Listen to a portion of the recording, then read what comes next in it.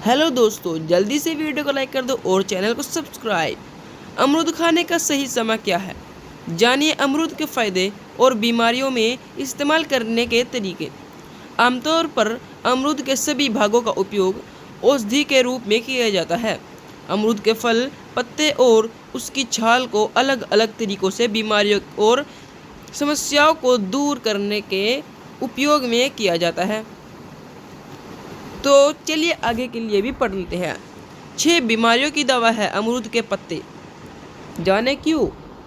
चलो बताएंगे, सब्र तो करो थोड़ा। हेल्थलाइन के मुताबिक ये मोटापा कम करने में असरदार है। इसके पत्तों का पानी डायबिटीज कंट्रोल करने में मदद करता है। अमरूद की पत्तियों को यूज करने से हेयर फॉल कम हो सकता है।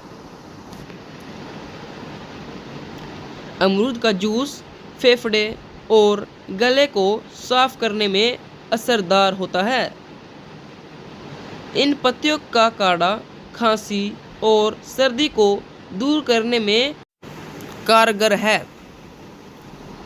तो कैसी लगी वीडियो कमेंट करके ज़रूर से बताओ और जल्दी से वीडियो को लाइक कर दो, चैनल को सब्सक्राइब ऐसी ही मज़ेदार वीडियो देखने के लिए।